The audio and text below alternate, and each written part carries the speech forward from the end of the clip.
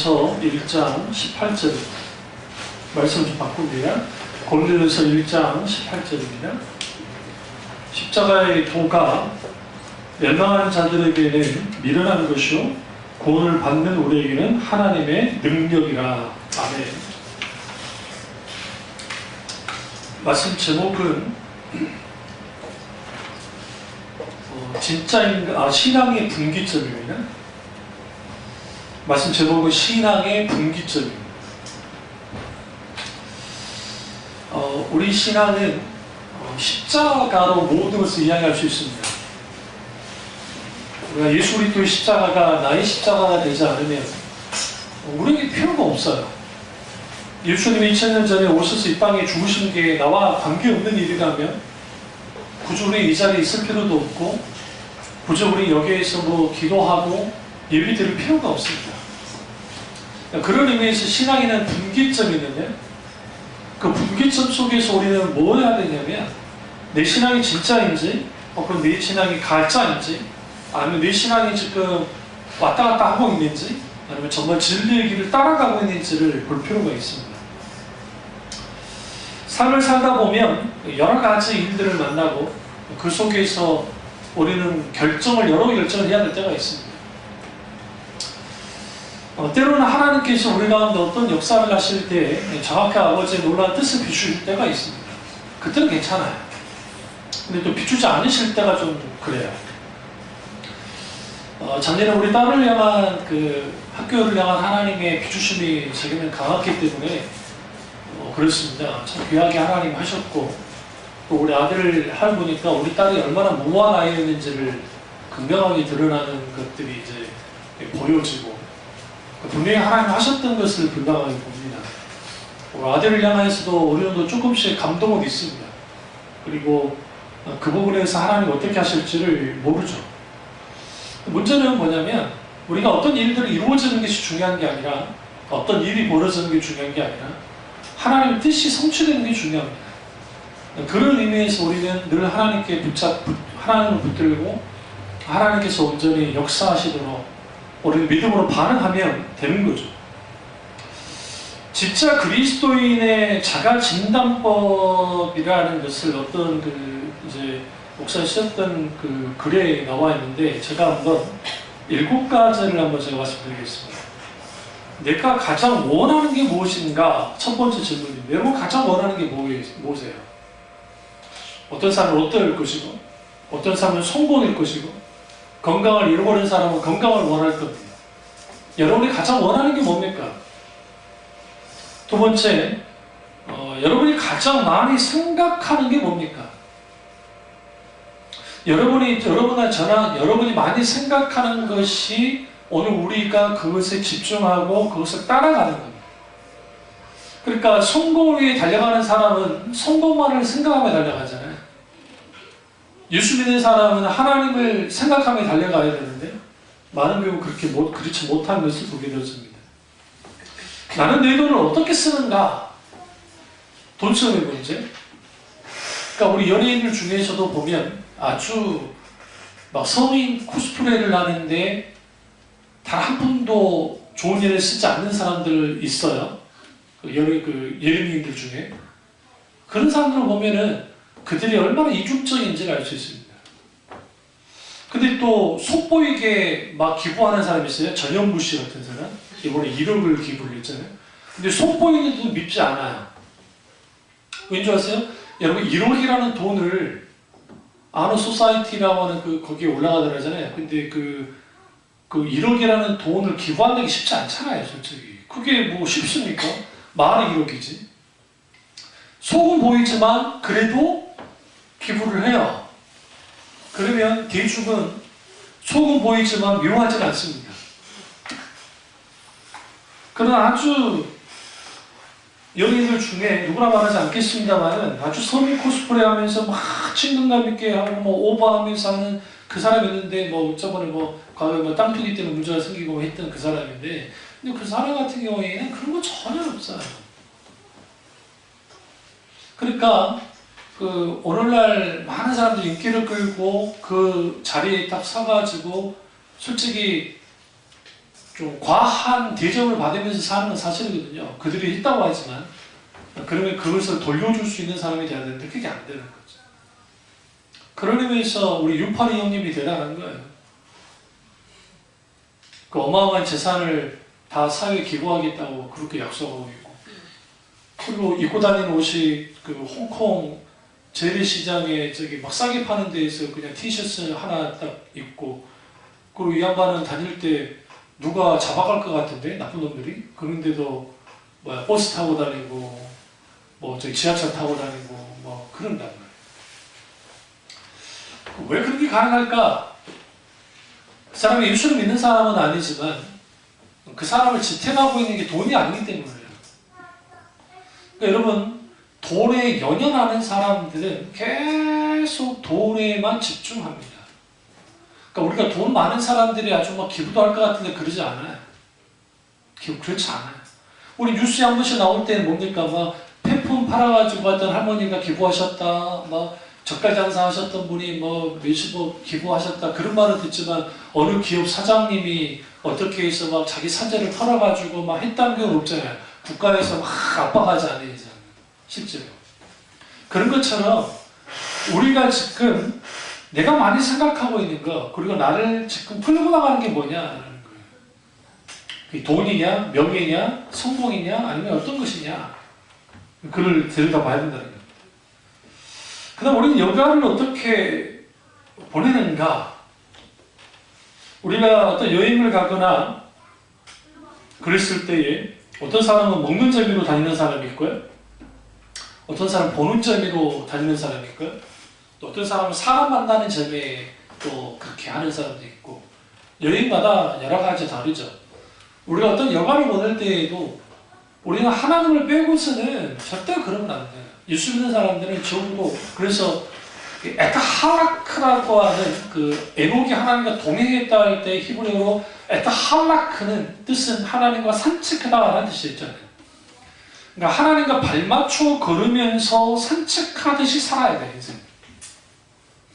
그래야 우리 신앙이 어떠하냐? 신앙의 분기점이라는 게 뭐냐면, 이제 우리가 이렇게 뭡니까? 어느 방향으로 가냐에 따라서 우리 신앙이 달라지는 거예요. 여기서 우리는 분명하게 바른 결정을 하고 바른 길로 가야 됩니다. 다섯 번째는 어떤 사람과 어울리는지가 아주 중요합니다. 여러분의 주위에 어떤 사람이 있습니까?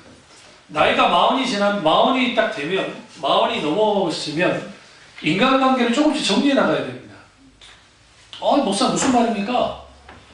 아주 인간관계를 많이 넓히면 좋죠. 아니요, 그건 아주 어리석은 짓이에요. 왜 그러냐면 인간관계를 넓혀 있는 것은 좋아요. 그런데 이제 실제로 깊은 인간관계를 가질 사람들은 줄여야 돼요. 그러지 않으면 여러분 뒤통수 맞습니다. 응? 갑자기 별로 친하지도 않는데 연락 온다? 보험 들으라는 소리예요. 뭔가 꿍꿍이가 있어가지고 친하지도 않는데 전화 왔다, 뭔가 돈이 필요하거나 뭔가 필요하니까. 그래서 정말 나를 위해서 울어주고 나를 위해서 기도해 주시는 사람이 필요해요. 실제로 이 부분에 있어서는 제 말은 아니고, 많은 그 동서양을 막론하고 인간관계를 많이 넓히되, 뭐 넓힌 것까지 좋은데 실제로 아주 깊은 관계를 갖는 경우에는 별로 없어요. 손 안에 꼽아요. 절대로 10손가락 안에 들어가지 않아요. 절대로. 그런 사람이면 진짜 대단한 사람이에요. 근데 대부분이 이제 소수로 갑니다. 그들이 마지막까지 기도하면서 같이 있어줄 사람들이고, 그 외의 사람들은 이 관계 속에서 주로 많이 이제 있게 되는 거죠. 그런데 그럼에도 불구하고 우리가 전도를 위해서는 내 주위에 불신자들과 함께 있는 것은 아주 귀한 겁니다. 그래서 전도를 위해서는 인간관계를 넓히되, 그러나 실질적 깊은 교제를 나눌 때에는 믿음 좋은 사람들이 옆에 있어요. 대표적인 게 나를 위해서 중보기도 줄 사람이 필요해요. 그리고 그 중보기도가 아주 귀합니다. 네? 그러니까 그런 의미에서 그래요. 그러니까 계속적으로 이제 그 중보기도 하면서 힘들고 어려운 일 있을 때 계속 기도해 주면서 마음 아파하고 그렇게 교제를 나누고 어떤 조건 없이 하는 것이 쉽지 않습니다. 여러분이 형제자매라 할지라도 그게 쉽지 않고요. 실제로 저 같은 경우에도 기도 충분히 누구를 위해서 중보 기도를 하면 그 사람에 대한 아주 그런 애달픈 마음들을 갖게 됩니다. 그럼 더 기도하게 돼 있어요. 그 속에서 그 신앙의 풍요로움을 누리는 거예요. 실제로.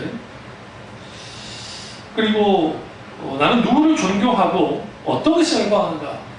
BTS에 열광합니까? 방탄소년단을? 응? 근데 그 친구들이 그 인터뷰한 거 보니까 짠하더라고요. 금년 초에 그냥 다 해체하려고 했다고 하더라고요. 너무 힘들어 그래서. 그러니까 여러분 생각해보세요. 그 인기 결국 아직 그 친구들 어리잖아요. 자기들은 나이가 좀 들었을지 모르지만 이제 우리 나이 되니까 아주 어린 친구들인데, 근데 해체하고 싶었다 했어요. 왜냐면 끊임없는 연습과 끊임없는 스케줄과 이게 사는 게 아니잖아요. 개인 사업 없이 그렇게 힘들고, 그러니까 그게 오늘 보니까 갑자기 사람이 인기를 끌게 되고 또 갑자기 자기가 돈을 많이 벌게 되고 하면 그 성취욕 이후에 있게 되는 허무함이 있습니다. 그래서 자기들끼리 잘 다독여서 지금까지 이제 온 건데, 그러니까 사람들이 뭐에 열광하는가? 오늘날의 사람들은 이제 엔터테인먼트에 열광합니다. 중삐리들은 아이돌이들한테 열광을 하고요. 재밌는 게요, 동서양을 막론하고 중삐들입니다. 진짜요. 그러면 서양 애들은 빨리 크잖아요. 우리 눈에는 그 애들이 막 20살쯤 보이는데 얘들이 15살이요. 보면요. 진짜 웃겨요. 그래서 동서양을 막론하고 중삐리들, 그것도 남자애들도 있지만 주로 여자아이들이 그렇게 많이 열광합니다. 그러니까 그렇게 열광을 하죠. 그럼 우리는 지금 현재 뭐 열광합니까? 여러분? 자식 공부에 열광합니까? 여행에 열광합니까? 이런 거죠. 목사님이 이 나이 먹어보니까 열광할 게 없네요. 그런 거죠. 열광할 게 없는 게 문제죠. 그러죠. 우리가 지금, 그리고 여러분 누구를 존경합니까? 우리가 믿고 따르는 예수님을 당연히 존경해야죠. 내가 지금 존경하는 사람이 누군가? 신앙적으로도 그렇고 내 인성에 있어도 그렇고 영적으로도 그렇고 누구를 존경하고 있는가? 아주 중요합니다. 그러니까 이 세상에 가장 불행한 사람이 자기가 존경할 만한 사람을 못 만난 사람. 정말로. 그러니까 제가 20대에 존 오웨이나든지 이제 로일스 목사님 20대에 제 영향을 줬으니까. 근데 그 자크 엘룰이라든지 그 프랑스의 사상가이자 기독교인 정치인이기도 했고, 그리고 뭐 내게 영향을 준 사람 장가맹이든 누구든 뭐 여러 사람 있긴 하지만, 그러나 내가 확 존경할 만한 사람을 그렇게까지 만난 적은 없어요, 솔직히. 그러다가 이제 깊은 어떤 책을 읽거나 그러면서 아우구스티누스가 10대에 저를 사로잡았고, 불명하게 어거스틴이, 그리고 또 톨스토이가, 이 톨스토이가, 대문호 톨스토이가 저를 아주 휘어잡았던 사람. 그러니까 그런 사람을 존경하죠. 그러니까 우리가 살아있는 사람이든 죽어있는 사람 누구든 간에 내가 존경할 만한 사람이 필요해요. 그 존경하는 사람이 어떤 사람이냐가 중요해요. 김정은이 존경하면 안 되잖아요. 막 김정은이 온다고 막 하는 사람들이 있던데 그 사람들 참나 이해가 안 돼요. 그 사람들이 민중당이나 막 그런 사람들인가요? 완전 좋게 생각하면 이거예요. 그냥 남북한 화해 잘해서 합시다. 그냥 천성이에요. 그런데도 불구하고 과해요. 그렇다고 또 우리 태국계 엄마, 할아버지 할머니들이 나와 또 그것도 또 과해 또. 응? 김정은이 오기만 해봐라 그냥 개박살 내겠다고 물어보고 있으니 또 그것도 문제고. 그러니까 우리가 그 쭉 보시면 우리 민족이 가장 불행한 게 뭐냐면 그 지도자 복이 없어요. 이 나라 민족 백성들, 우리 한국인들 어느 나라에 집어넣어도요 빠지지 않아요.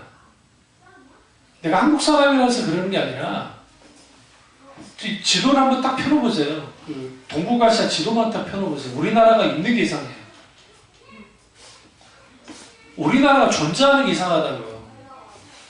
왜 그러냐면 위에 있는 러시아 어마어마한 세계에서 제일 큰 나라가 있죠. 그 다음에 세계에서 세 번째 큰 나라 중국이 있죠. 일본 보세요. 일본 우리보다 한 2배인가 3배 크는데 거기는 옛날부터 그렇게 해가지고 초강대국이었던 나라 그 샌드위치 돼 있는 나라에 우리나라가 버티고 있는 게 이상한 거예요.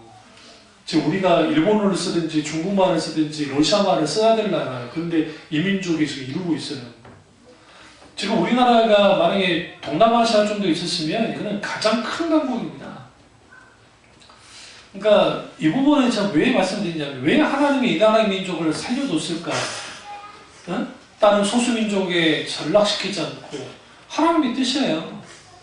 위도를 딱 보시면 우리나라와 이스라엘이 똑같습니다. 여기서 여러분 혹하면 안 돼. 아, 우리가 제2 이스라엘인가 봐. 그러면 안 된다. 거의 비슷하고. 그러니까 하나님께서 마지막 때에 그리고 제2 선교국가 아닙니까? 아직까지도 선교국가입니다.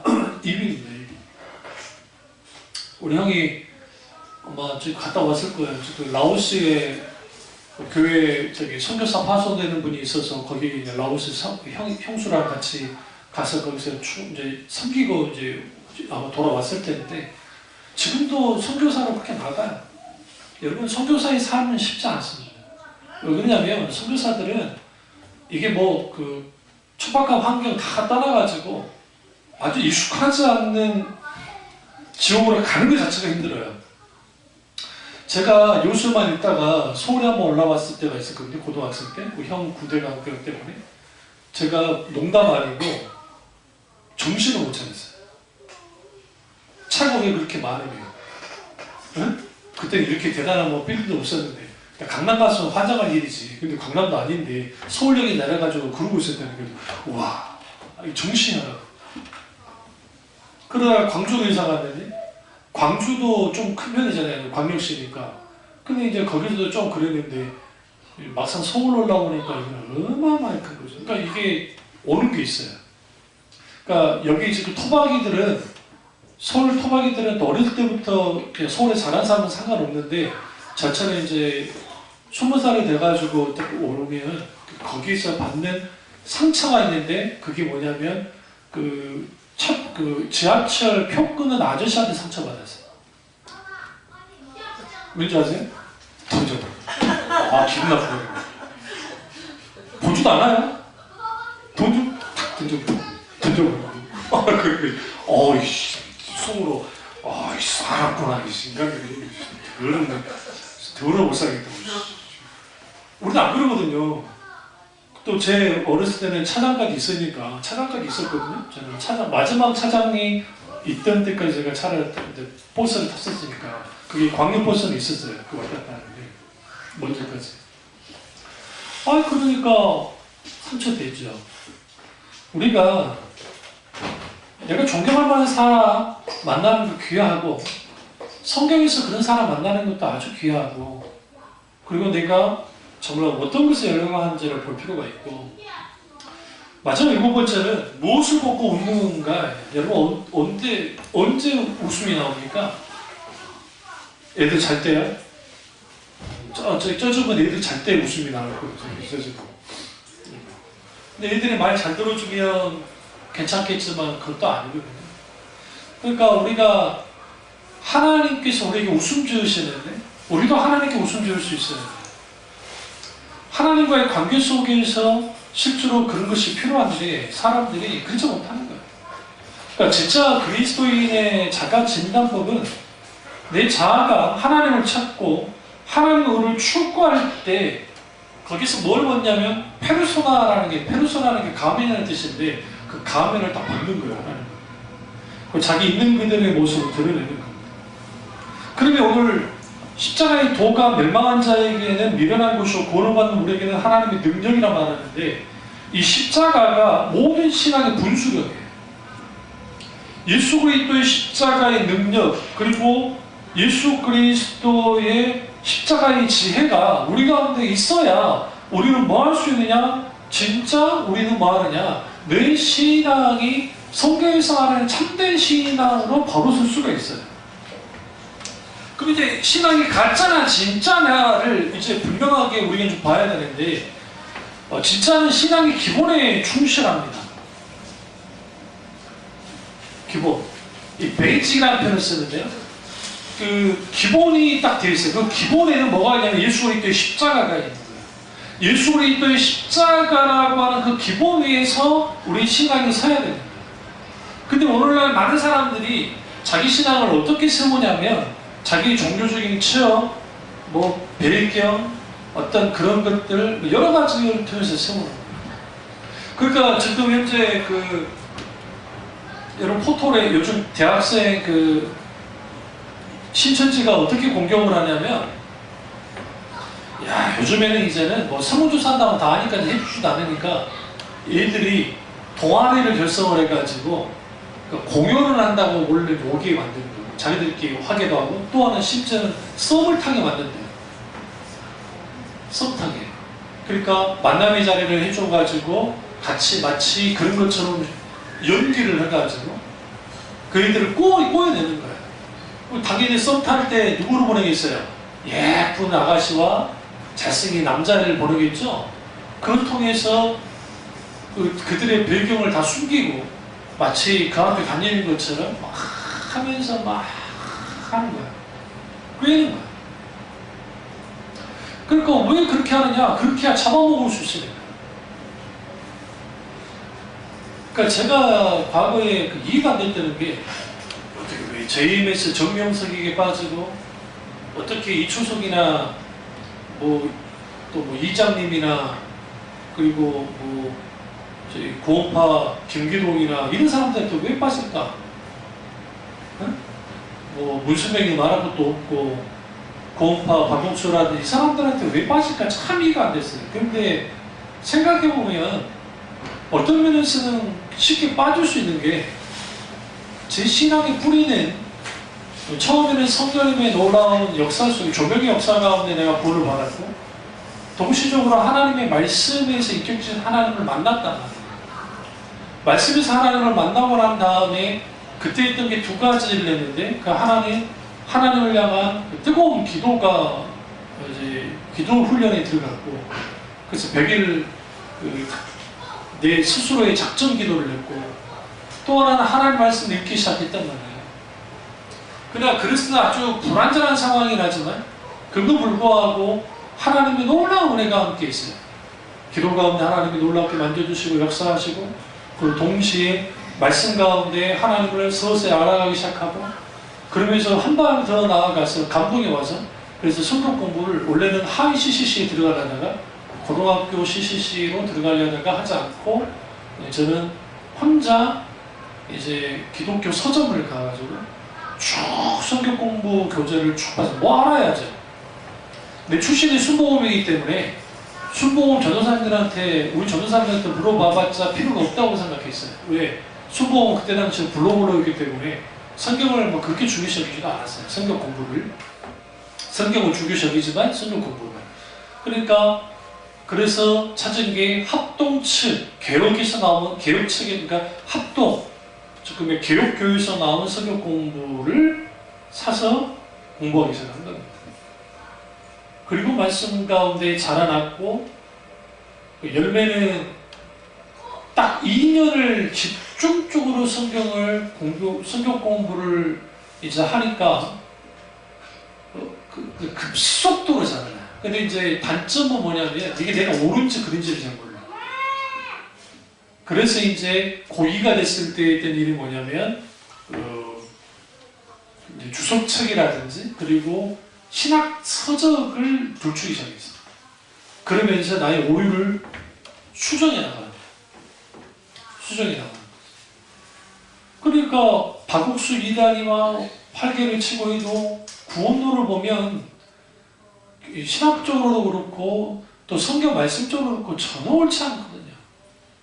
그러니까 그거 가지고 논증하고 그거에 대해서 말할 수 있는 단계까지 갔어요. 이게 고등학교. 그러면서 이제 아우구스티누스를 만나고, 그리고 또 20대 초반에는 아우구스티누스의 용과 시간이라는 책이 있는데 그 책을 만나고 그 여러 가지 그 믿음의 선배가 될 수 있는 사람들을 만나기 시작한 거예요. 그러니까 신앙의 소위 말하는 그릇이 그냥 처음 막 그런 단순한 배경에서 막 자라나온 그것만이 아니라 그것도 필요하겠지만 그 외에도 깊이 있는 고전의 책들 속에서 이렇게 같이 꽃피우면서 자라났다. 그래서 질문을 던질 때 내가 뭘 던졌냐면 고통의 문제에 대한 질문을 던졌는데 대답을 못해요. 무슨 그러니까 전도사도 마찬가지. 대답을 안 해줘요. 왜 우리 집에 이런 고통이 당했는지에 대해 이런 왜 고난의 문제가 있었는지 질문하면 믿음 없다고 그러니까 뭐 형에게 질문을 해봤자 형은 답변도 안 해줄 뿐만 아니라 좋은 말 안 나오니까 그러니까 그럴 수는 없어서 그래서 찾아 나선 거예요. 믿음의 선배들. 아주 가볍게는 워런 오르시비의 고통과 관련된 그 아모스서인가 그 말씀이 하박국인가 거기에서 아주 깊은 그 신사가 출교를 받았어요. 그 책을 읽는 거죠. 그러니까 이 고통 속에는 그 신본용주의나 본용주의나 적극적 상황원시에는 고통을 아주 안 좋은 거로 여겨요. 실제로. 그 고통의 결과물도. 그러나 사실 성경에서는 그 고통을 통해서 뭘 하느냐? 그리스도의 십자가에 동참하게 만들고 그리고 고통 가운데서 하나님의 은혜를 보게 만드는데 이제 그런 부분들을 쭉 눈에 뜨는 거죠. 그리고 우리가 이제 내가 신앙이 분기점이 십자가인데 뭐가 가짜냐? 첫째는 인스턴트예요. 아주 가벼움이에요. 그러니까 신앙의 가벼움은 가짜예요. 그러니까 그 불교 그 스님들도 그 말씀하세요. 그러니까 제가 뭐 알고 지내는 스님은 없지만 김다주 목사님이 알고 지내는 스님이 계세요. 목사님이 스님과 이야기하는 웃기가 같잖아요. 그런데 이제 그 말씀을 하시는 거예요. 불교 내에도 아주 깊이 공부하는 분들이 계세요. 결코 가볍지 않아요. 그러니까 우리나라의 그 절에 가보시면 산신당 본 적 있으세요? 절 가가지고. 있어요. 근데 여러분이 왜 못 보냐면 우리는 매일만 둘러보고 가는 습성이 있어요. 대웅전만 봐, 대웅전. 네? 들어가가지고 그 4대 천왕이 있어가지고 거기를 딱 지나가고 그 다음에 보면 대웅전이 주로 볼 때는 거기니까. 근데 이제 이 삼신당 같은 데가 산신령을 갖다가 해놓거든요. 그게 좀 떨어지는 곳이 꼭 있어요. 그게 뭐냐면 우리나라에 있는 토속신앙과 불교가 짬뽕됐다는 것을 보여주는 반증이에요. 그게. 그러니까 그런 데가 있거든요. 그러면 그 스님들 중에서도 깊이 공부를 하신 분들은 막 점을 봐준다든지 막 그런 짓 안 해요. 그런 짓 안 한다는 거예요. 아주 인간의 깊은 내면 세계에 대해서 아주 성찰합니다. 그러면서 어떻게 그 문제를 해결해 보려고 고민하지만 그 고민이 안 풀리니까 문제죠. 우리로 말하면 참 신실한 분도 계시더라고요. 그런데 기독교도 마찬가지고 아주 그렇지 못한 그 스님들이 다 망쳐놓는 거예요. 진짜 불교는 막 점 봐주고 막 점괘 내주고 그런 거 없어요. 그런 게 도대체 어딨냐고 도대체 불교에. 후에 다 첨가된 거고 진짜 원료의 불교는 인간의 근본적인 문제에 대해서 깊이 성찰하고 어떻게 하면 그것을 해결할까 그리고 해탈의 경전까지 갈까를 계속 이제 공부하고 수행하고 그리고 어떻게든 이 세상 한번 이제 감화시켜봐야 되겠다. 뭐 그렇게 그런 거죠. 근데 이제 그렇게 하면 사람들이 안 와요. 그러니까 이제 명당짜리가 나오는 거예요. 수능 명당짜리가 있어요. 여러분 100원짜리 거기다 붙여놓는데 그게 뭔 상관이야? 그게 소원 일어나는 것과 안 일어나는 게. 네? 우리는 사람들은 우리 눈은 그렇게까지 정확하지 않아요. 어떻게 저기다 붙지? 설마하니까 붙은 거예요. 100원짜리에 토니바퀴 있죠? 10원짜리는 절대로 안 붙여요. 근데 100원짜리는 토니바퀴처럼 이렇게 해놨기 때문에 그걸 이렇게 딱 해놓으면 거기 하나라도 살짝 맞으면 딱 붙는 거예요. 그런 걸 통해서 뭐 기분 좋아라고 점괘를 하고 하는 일들. 그럼 기독교는 어떠합니까? 기독교가 쉽게 우리 영혼의 그 인스턴트 기독교를 만들어서 이제는 한두 가지 교리를 가지고 밀어붙이는 거예요. 예수 믿으면 복 받고, 예수 믿으면 구원 받는다. 예수 믿고 복 받고 행복하게 살다가 천국까지 가자.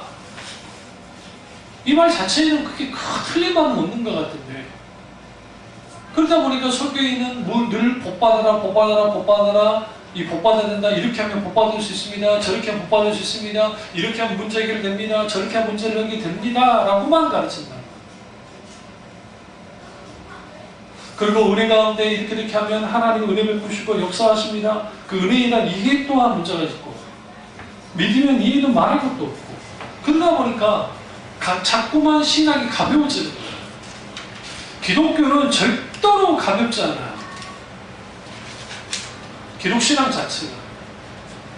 기독교 2000년 역사 가운데 어마어마한 신학의 글들도 그렇고, 그리고 그 믿음의 사람들의 그들이 남겨낸 신앙의 유산들을 들여다보면 절대로 가볍지 않아요. 근데 너무 가벼워졌어요. 왜 가벼워졌을까요? 십자가를 거부하니까 가벼운 거예요. 예전에 목사님들이 이런 이용화 많이 하셨잖아요. 어느 날인가 예수님이 와가지고 내 십자가를 져라 하니까 이제 내가 제 십자가가 어디 있을까 고르고 다니는 거예요. 네? 지금 내가 지고 있는 십자가 너무 무거우니까 놔두고 가벼운 거 없나 하고 막 찾고 찾아내다 안 찾아지더라고요. 그리고 내팽개치고 찌들고 이제 힘들게 살다가 다시 와가지고 어떤 십자가 하나를 딱 보니까 만져보니까 가벼워, 딱 짊어졌던 예수님 그랬다잖아요. 예수님 만들어낸 말이에요. 불강자들이 이거 원래 네가 졌던 거야. 그러니까 우리가 예수 그리스도의 십자가의 복음이 내 신앙 전체를 누르고 있어야 되고, 거기에는 원수가, 거기에는 세상과의 타협은 없죠. 당연히 묵직할 수밖에 없고 아주 깊어요. 물론 여기는 좀 조심스러운 게 있는데, 신앙이 지나치게 지성화되어지면, 그러니까 지성적으로만 올라가면, 지식적으로 올라가면 이걸 이제 신학적인 용어로 이렇게 표현할 수 있어요. 도그마에 빠진다는. 도그마라는 교리주의에 빠지면 나타나는 도그마인데, 이게 뭐냐면 교리만 남고 실질적인 인격주신 하나님과의 관계, 그리고 실질적인 성령이 놀라는 능력이 사라져버려요. 그러니까 겉만 남아버려요. 겉만. 그걸 조심해야 돼요. 그럼에도 불구하고 이거 교회 와가지고 막 열심히 기도하고 막 불러 하면서 막 하나님 그렇습니다 막 한다고.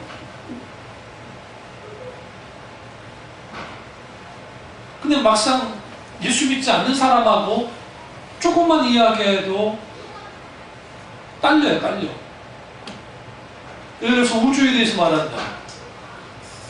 여러분 뭘 할 겁니까? 애들이 커가지고 우주가 빅뱅으로 됐대만 대폭발로 생겼대. 근데 성경에서는 하나님이 창조하셨다며. 그럼 이걸 뭘 믿어야 돼? 쉬운 방법이 있어요. 삭하면 돼. 하나님이 빅뱅이라는 방법으로 하셨단다. 그러면 있어요. 대폭발.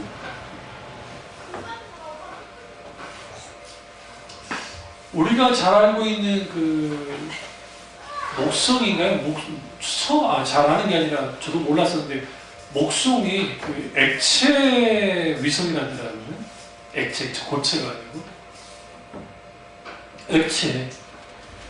그러니까 저 같은 경우에는 진화론자들이 하는 그런 다큐라든지 우주에 관련 다 봅니다. 일부를. 또 기독교에서 말하는 그 기독교 과학자들이 쏘는 창조과학회 말고요. 창조과학회 말고 기독교 과학자들이 쏘는 그 아주 좀 좀 딱딱하지만 그런 글들이 있습니다. 그런 책들을 여기도 있는데 그런 책들을 쭉 읽어보면 우주에 대해서 말하는 우주에 대해서도 이제 어느 정도 파악을 하는 거죠. 그러니까 이들 그런 거잖아요. 하나님이 창조했다 하는데 세상 우주가 아무것도 없는 상태에서 갑자기 오랜 세월이 지나가 폭발해가지고 우주가 생겨났다고 하는데 그럼 그걸 어떻게 해야 되냐? 그럼 이제 그 원래 있던 그 핵. 그럼 여러분 일단 물어보고 싶은 게 과학자들한테 아무것도 없는 상태에서 있는 거로 나올 수 있나요? 과학의 눈으로 보면 불가능해요. 과학에는 그런 논리가 없어요. 과학은 원인이 있으면 결과를 딱 실험을 해가지고 결과를 도출해내는 거예요. 근데 자기도 그래요. 갑자기 어느 날 우연히 갑자기 뭐가 아무것도 없었다가 갑자기 뭐가 생겨가지고 그게 폭발해가지고 이 어마어마한 우주를 만드는 거고 이 우주가 오랫동안 있다가 갑자기 생명체가 나왔다나 그걸 믿는 거하고 네? 하나님이 스스로 존재하신 하나님이 만물을 창조하셨다는 거하고 뭐가 더 믿기 쉬워요? 하나님이에요. 왜 그러냐면 우리 끝까지 올라가 보라고요. 머리를 역순으로 해가지고 우주의 첫 시작까지 쭉 올라가 보라고. 그럼 과학은 우연으로 갑자기 어느 날 우연에 의해서 갑자기 뭐가 팍 폭발해가지고 핵이 폭발해가지고 이 어마어마한 우주국가에 나왔다는데 그럼 보세요. 우리 질량 보존의 법칙이나 엔트로피 증가 법칙 이런 게 있는데 우리 눈에 보이지 않는 그게 갑자기 무에서 아무것도 없었을 거잖아요. 쭉 올라가 보면. 그러니까 이제 오늘날 이렇게 주장하는 과학자들이 원래 있었다. 유한한 게 있었다. 근데 우리 더 가자고요. 그러면 원래 있었다고 하지만 이거보다 더 올라가 보자고요. 그러면 이 있는 게 없을 때가 있을 거잖아요. 그러니까 이 사람들이 영원하게 있었다는 식으로 또 말을 해요. 그럼 웃기는 소리인 거예요. 왜? 뭘 피하려고 하냐면 아무것도 없는 상태에서 유가 나올 수가 없으니까 이 우주는 원래부터 계속 무한하게 있었다는 식으로 논리를 펼 수밖에 없는 거예요. 이게 웃긴 거예요. 근데 성경에서 엘로힘 하나님이 삼일체 하나님이 태초에 하나님이 천지를 창조하셔버렸다는 거예요. 그러면 이제 이거를 하나님께로 돌립시다. 우주는 하나님께서 나왔어요. 그럼 하나님은 언제 시작됐는가? 여기서 이제 우리가 여기서 논쟁이 있는데 하나님은 성경에 시작도 없고 끝이 없다고 성경이 말합니다. 계시록에 마찬가지로. 만약에 하나님이 시작이 있다고 한다면 그분은 하나님이 아니에요. 다시 말하면 신이 아니라고요. 이 세상 신들은 다 시작이 있어요. 제우스, 크로노스라고 하는 아버지로부터 나왔거든요. 그러면 크로노스는 누구부터 나오냐? 카오스라고 하는 최초의 신에 의해서 나온다고요. 그럼 카오스는 혼돈이라고 생각하면 안 돼요? 카오스는 하나의 일종의 우주가 나오기 전에 질서를 잡는 그런 존재로 보는데 카오스라고 하는 원인적인 원래의 신의 존재가 있었고 이걸 혼돈이라는 표현을 쓰지만 그게 거기서 튀어나온 게 크로노스라는 시간이라는 뜻이에요. 크로노스라는 시간이 나왔고 이 크로노스가 누구냐? 제우스의 아버지라고요. 그리스 신화를 보면. 근데 이 크로노스가 자기 자식들이 나오면 자기한테 대들까봐 못 나오게 자기 허벅지에다 다 해놔요. 여신 하나 만들어가지고 아내신하고 해가지고. 그러면서 거기서 아버지의 뒤통수를 치고 왕자의 아는 남신자가 누구냐? 제우스예요. 제우스. 그 여러 신들이 나와요. 그게 그리스 신화예요. 그리스 로마 신화. 그럼 여러분 보세요. 성경에서 말하는 하나님과 동서양화가 달라요. 물론 바벨론의 신화를 보시면 아트라하시스라고 하는 바벨론 신화가 창조설화되어 있고 인간 창조를 어떻게 하느냐? 자기들끼리 신들이 심심하고 놀고 있다가 인간을 만들어요. 그렇게 써 있어요. 그리고 이제 낮잠을 자는데 이 새끼들이 떠드는 거야. 이쪽들처럼. 어? 그만해! 근데 계속 떠들어요. 가짜냐고들. 성질 나고 대홍수를 내가지고 몇 명 살려주고 다 죽여버릴 거야. 그게 홍수설화야. 뭐 혹자는 말하기는 그런 게 뭐 기독교가 차용했다나 뭐 유대교가 성경이 차용했고 웃기는 소리 하지 말라세요. 기록 연대도 다르고 완전히 달라요. 그럼 뭐 중국어로 오면 어때요? 상제, 옥황, 상제, 하늘의 신. 하늘의 신이 있다고요. 그럼 그들의 출발은 뭐냐? 그들은 그 출발에 대해서 말을 못해요. 그러니까 로마서 1장에서 사람들의 형상과 짐승의 형상으로 하나님을 만들어냈다고 하는데, 그들이 소위 신을 만들어냈는데, 그들이 신이라는 것은 인간의 지혜 안에서만 나올 수밖에 없어요. 신이라는 게. 그래서 동서양을 만나는 최초의 신은 여신이에요. 남신이 아니고. 우르나무, 그러니까 쐐기꾼 문자에서 여기는 메소포타미아가 중국과 이집트보다 훨씬 빨라요. 그럼 어떻게 할 수 있느냐? 고고학적 발견을 보면 훨씬 빨라요. 인더스 문명보다 빠르고, 중국 사람들은 자기들은 무조건 오래됐고 무조건 크다고 하니까 지들이 우겨서 그러는 거지. 인구도 많으니까. 그러나 사실은 고고학적으로 쭉 들어가 보면 거기보다는 훨씬 빨라요. 메소포타미아. 근데 거기에서 나오는 신이 달신이에요. 달신, 여신. 거기에서 이제 남자의 신이 나오고 하면서 막 만들어져요. 그럼 신의 출발이 있죠. 출발이 있잖아요. 그런데 우리가 믿는 하나님은 회전하는 그림자도 없으시고 후회도 없으시고 이전과 이후에도 살아서 역사하셨던 하나님이다. 그러면 여기서 보세요. 시간을 어떻게 이해하셔야 되냐면 하나님의 관점에서는 영원 전부터 영원 후까지예요. 후라는 표현이 좀 웃긴 건데 그러니까 영원 전부터 영원. 그러니까 하나님의 시간은 양방향으로 가고 있어요. 끝없이. 그분이 하나님이시기 때문에. 그러면 동양 사람들, 인도나 중국이나 우리나라나 모두 동양에 있는 아시아 사람들은 시간관이 어떻게 되냐면 원으로 되어 있어요. 왜냐하면 24시간 365일 봄, 여름, 가을, 겨울 그래서 이렇게 돈다고 생각했다. 이게 여기서 유래 소리 나온 거예요. 이 비슷한 말을 그리스 철학자 피타고라스가 했는데 피타고라스가 유래에 대해서 말했어요. 똑같이. 유래에서 대해서. 그럼 서양은 어떻게 되느냐? 서양은 직선적인 시간관이에요. 직선이에요.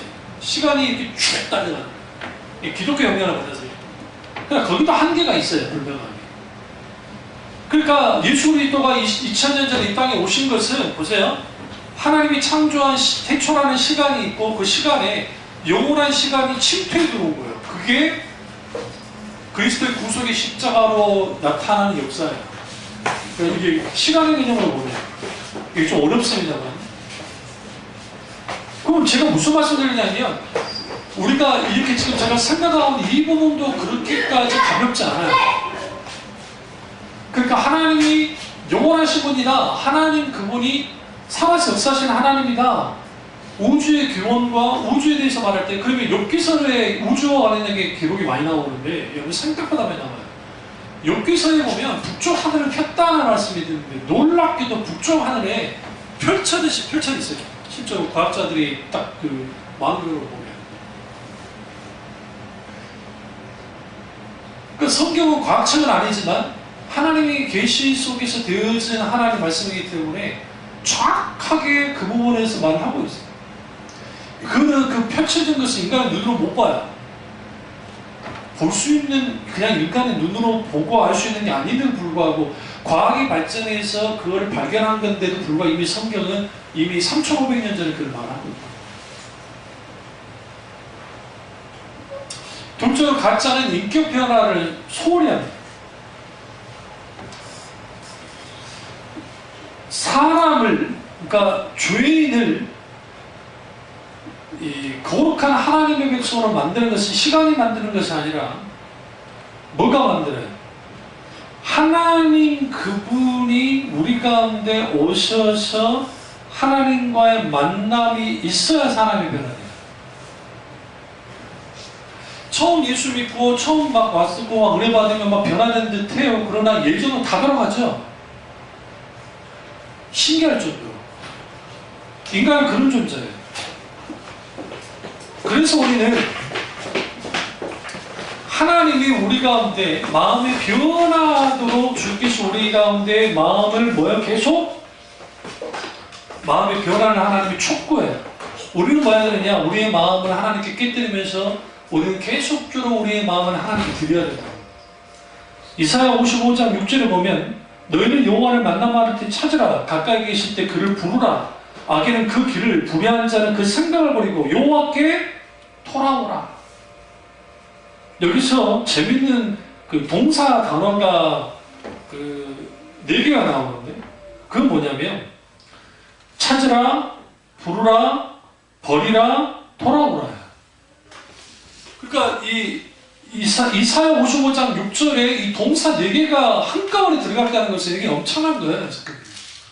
그러니까 여러분 우리나라에서는 동사하면 동사는 그냥 행동하는 거 그걸 지칭할 때 동사가 쓰잖아요. 그러나 히브리어는 완전 달라요. 히브리어는 어떤 의미를 갖고 있냐면 이거는 단순한 동작이 아니고 그러니까 이거를 꼭 해야만 하는 동작인 거예요. 굳이 따지면 굳이 표현해 주면 그러니까 반드시 해야 되는 거예요.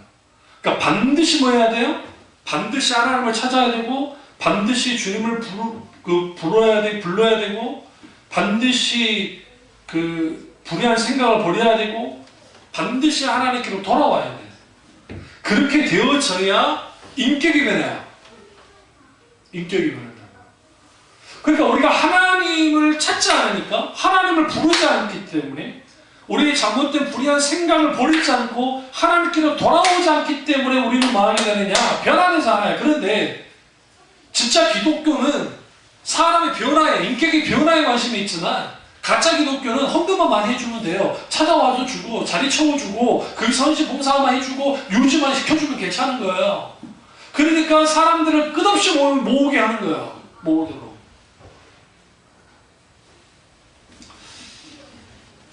그리고 세 번째로 가짜는 하나님의 징계를 십자가 지는 것처럼 착각한다고요. 여러분 십자가 지는 것과 하나님의 징계는 전혀 달라요. 그 과거에 내가 자식이 십자가를 지고 있어. 자식이 속 썩여. 내 십자가야. 내 십자가. 그게 무슨 내 십자가예요. 그냥 고통이지. 고난이지. 역겹이지. 십자가는 그럴 때 쓰는 거 아니에요. 십자가는 셀프 디나이어. 자기를 부인하고 자기를 십자가 앞에 죽이는 거. 그 십자가를 지는 거예요. 예수님의 십자가의 길을 따라하는 게 십자가를 지는 거예요. 그 부분을 우리 가운데 분명하게 필요하죠. 그리고 네 번째는 가짜는 행함으로 죄 용서를 받으려고 해요. 그 율법주의 본질은 자기 속죄예요. 자기 속죄라고 하는 무슨 말이냐면 그 자기 죄를 단신할 수 있는 제물을 가져와서 죄사만 되면 속죄를 받아요. 그러니까 구약의 사람들도 죄 용서를 받았단 말이에요. 속건제를 통해서 속죄제나 속건제나. 그러니까 그걸 통해서 됐는데 문제는 뭐냐면 자기 속죄란 말은 이거예요. 사람들이 그 하나님의 그 은혜와 그리고 행함의 문제를 이거를 그러니까 혼란에 빠지니까 사람들이 진짜 하나님의 용서를 못 받는 거예요. 요즘에 한국 교회는 지나치게 값싼 은혜가 강조되다 보니까 교회들마다 그냥 은혜로 다 하면 되지. 은혜 값다 하면 되지. 그거죠. 과거에 우리 경륜이가 5학년 때 미국 갈 때 있었잖아요. 그 모임 선배 목사 1년 선배 목사님이 그 캘리포니아에 목회를 하는데 그쪽으로 있어서 이제 잡초 목사님이 연결돼가지고 그쪽 우리 딸내미 해가지고 이제 보내는데 어떤 그 목사님 한 분이 말도 안 되는 행동을 한 거예요. 그러니까 보낼 때 목사들 자식인데 자기 교인 그 자식을 싸게 거기 보유게 한다니까 보낸 거예요. 그것까지는 괜찮았는데 그러니까 자폐한 거다. 응? 자폐야. 그래가지고 아주 고생을 했더라고요. 잡초 목사도 고생을 하고. 그러니까 이제 그 강원도에서 오신 목사님 한 분이 아주 불같이 말렸어요. 공항에서. 떨어가더라고. 이제 얘들이 다 굉장히 막 긴장하고 막 그랬죠. 근데 나한테도 물어보는 거예요. 근데 나는 좀 애매해. 왜 그러냐면 나도 토치가 아니라고 생각해요. 아니 목사 자식들만 가는 건데 왜 거기에 뭐 장로가 뭔가 자식을 조금 아는 사이라나? 그 목사가 아는 사이니까 자기가 선배인데 그렇게 했다는 식으로 말해요. 그러니까 막 뭐라 하는 거예요. 근데 이미 자기들끼리 해가지고 표를 다 끊어놔 버렸는데 그 같은 말 하면 웃기잖아요. 그러니까 제가 이제 이걸 여기까지 올라왔다가 이제 물론 그분이 바른 말을 했는데 내가 한마디 안 하다가 내가 싸움이 큰일 날까봐 안 했는데 그런 거 모르지 않고 하는데 굳이 애들 앞에서 그럴 필요가 있냐는 거예요. 애들이 옆에 있는데. 그럴 거면 좀 따로 저쪽으로 가가지고 우리끼리 이야기를 하든지. 근데 이제 그 중간에서 잠시만 목사님이 이제 일 저지른 목사님을 미국 기도를 있고 그러니까 중재하는 걸 내가 하니까 내가 그냥 은혜롭게 합시다 그랬어. 그러니까 그게 은혜입니까 나도 그러더라고. 그래서 내 성격을 모르는 거예요 그분이. 바다 쳐버리려다가 꾹 참았어요. 여기서 내가 말할 때 은혜는 뭐냐면 지금 거기서 난리칠 일이 아니고 그걸 알았으면 나보다 먼저 알았더라고. 보니까 자기들이 강원도에서 올 때부터 그걸 알았더라고. 그랬으면 미리는 해버리든지. 근데 공항에 모여가지고 기분 좋게 다 짐을 이제 다 해야 되고 하는데 거기서 소리가 커요. 근데 그러니까 이 목사를 딱 생각하겠죠. 성깔 있구나. 근데 이제 성깔 있는 사람도 성깔 있는 사람까지 붙으면 과간일 거예요. 근데 내가 정말 그냥 휘어 잡아버리다 참았지. 그럼 내가 왜 의외롭게 하자 했냐면 일단 그 부모가 장애를 가지고 있는 부모가 그 앞에 있는데 거울고 있어요. 일단 첫째는 그건 아니라고 생각했어요. 그러니까 그분들이 정말 잘못한 건 사실이죠. 그러나 그렇게 화를 낸 순간 지금 화를 낸 목사가 이상한 인간이 되어버리는 거예요. 오히려 차근차근 물으면서 어떻게 할 건지, 그러면 그 현지에 가서 이 아이를 따로 좀 떨어뜨려 놓고 뭐 관리할 수 있는지, 그걸 묻든지, 아니면 해야 되는데, 그냥 불같이. 근데 알고 보니까 그 목사가 아이들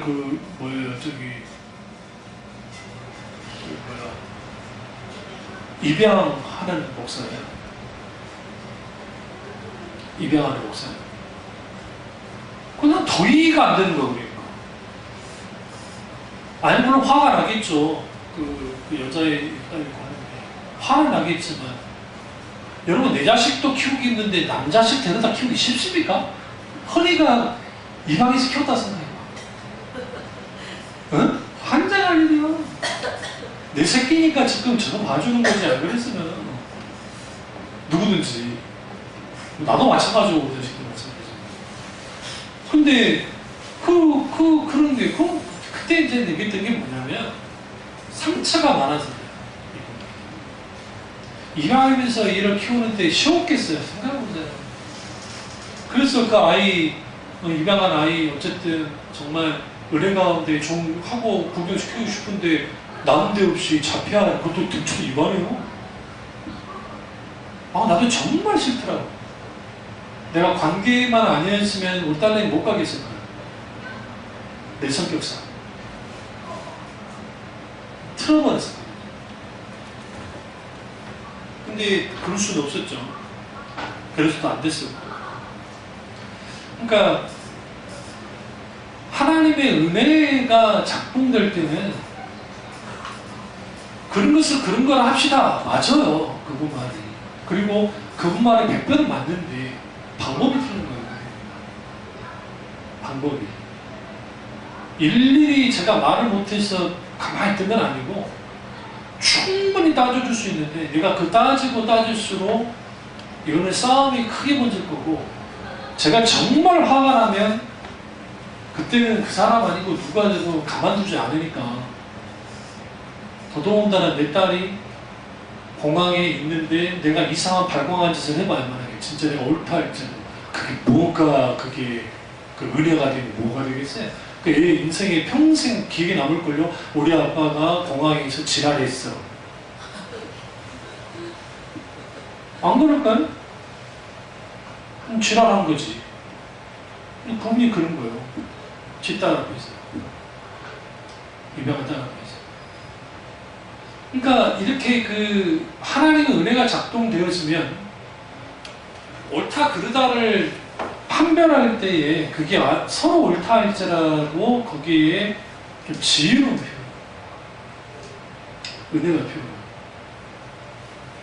근데 기독교는 하나님의 징계에 대해서 말할 때 쉽게 우리가 하나님의 은혜로 다 그 징계로부터 벗어날 수 있다고 사탕받으면 하면 안 돼요. 반드시 뭐가 필요하냐? 회개가 필요해요. 회개. 그리고 그 하나님 앞에 회개함 속에서 뭘 해야 되느냐? 결국은 우리가 행함으로 죄 용서를 받는 게 아니기 때문에 죄의 문제는 오직 하나님만이 해결할 수 있고 우리 뭘 가지고 나가요? 하나님 은혜를 붙들고 나가면 되고 그리고 좀 시간이 많이 갔으니까 다섯째는 가짜는 교리를 무시하고 여섯째 가짜는 신학을 경시하고 또 가짜는 감정을 등한히 여깁니다. 제가 감정에 대해서 막 말하는 게 여러분이 저를 좀 착각하는 게 막 착각할 수 있어요. 왜냐하면 목사님이 감정 쪽으로 든 거 잘못된 것이라고 계속 하고 근데 단순히 감정 주로 흐르는 것을 문제 삼는 거지 신앙의 정서는 달라요. 성령의 역사하시면 우리 감격하고 정말 하나님 앞에 감동받을 수 있어요.